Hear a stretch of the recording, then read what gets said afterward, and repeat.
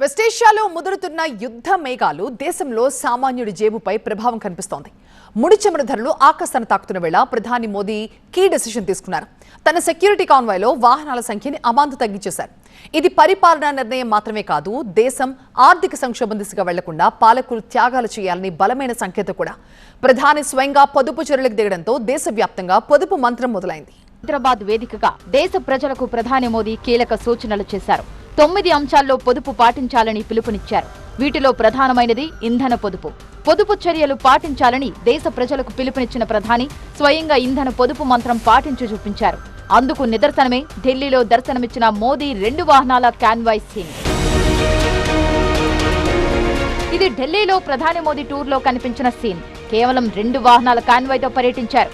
సాధారణంగా మోదీ కాన్వాయ్లో 18 నుంచి 20 వాహనాలుంటాయి. వీటిలో ఎస్యూవీలు, భద్రతా ఎస్కాట్ వాహనాలు, అంబులెన్సులు, టెక్నాలజీ సహాయక వాహనాలు ఉంటాయి. కొన్ని ప్రత్యేక సందర్భాల్లో రాష్ట్రాల పర్యటనల్లో 25 నుంచి 35 వాహనాలుంటాయి.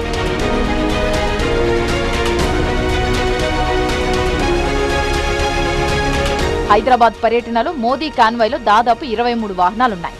అంతకుముందు ఢిల్లీలో జరిగిన రిపబ్లిక్ డే ఉత్సవాల్లో 19 వాహనాల కాన్వాయ్ ఉంది. ఇంత పెద్ద కాన్వాయ్ను సుమారు 9 నుంచి 10 వాహనాలకు తగ్గించుకున్నారు. భద్రతా ఏర్పాట్లలో ఎలాంటి రాజీ లేకుండా చర్యలు తీసుకున్నారు.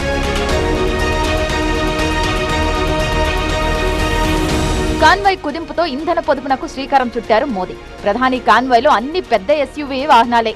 సగటున లీటర్కి 6 నుంచి 8 కిలోమీటర్లు మాత్రమే మైలేజ్ ఇస్తాయి. 100 కిలోమీటర్లు ప్రయాణిస్తే 250 నుంచి 300 లీటర్ల ఆయిల్ కావాలి. ఇప్పుడు కాన్వాయ్ సగానికి తగ్గింది. అంటే 100 నుంచి 150 లీటర్ల ఇంధనం ఆదా అయ్యే అవకాశం ఉంది. ఏడాది పర్యటనలతో 1000 లీటర్ల ఇంధనం పొదుపు కాబోతోంది. మోదీ పిలుపుతో రాష్ట్రాల సీఎంలు వెంటనే స్పందించారు. మధ్యప్రదేశ్ సీఎం మోహన్ యాదవ్ తన కాన్వాయ్ని 13 నుంచి 8 వాహనాలకు తగ్గించుకున్నారు. యూపీ సీఎం యోగి ఒక అడుగు ముందుకేసి మంత్రులందరి వాహనాల సంఖ్యను 50% తగ్గించాలని ఆర్డర్ వేశారు. మహారాష్ట్రలో సీఎం ఫడ్నవీస్ సర్కార్ మంత్రులు అనవసరంగా ప్రభుత్వ విమానాలు వాడకూడదని ఆంక్షలు విధించింది.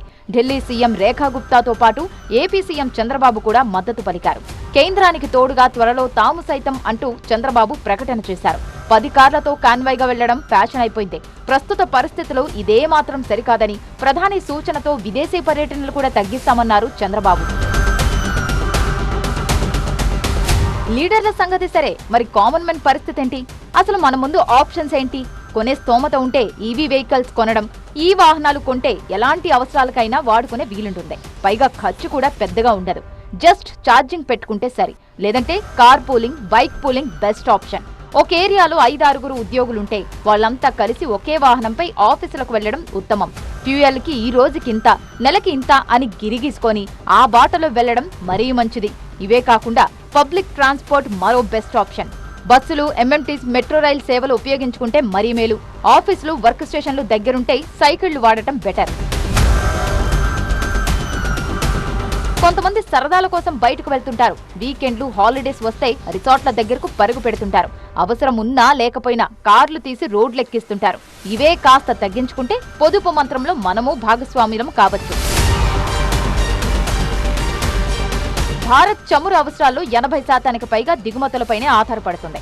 యుద్ధం కారణంగా ధరలు పెరిగితే ఆ భారం దిగుమతి బిల్లుపై పడి రూపాయి విలువ పడిపోతుంది. అందుకే బంగారం కొనడం ఆపాలన్నారు మోదీ. ప్రభుత్వ పరంగా పెద్ద పెద్ద విందులు, అనవసర ప్రయాణాలకు స్వస్తి పలకాలన్న ఆదేశాలు వెళ్లాయి. ఐటీ రంగం లాంటి ప్రైవేట్ సంస్థల్లో కూడా వర్క్ ఫ్రం హోం ప్రోత్సహించేలా చర్చలు నడుస్తున్నాయి. దేశ భద్రత దృష్ట్యా 60 రోజులకు సరిపడా చమురు నిల్వలున్నా ముందు జాగ్రత్తగా నేతలే పొదుపు బాట పట్టడం హర్షణీయం.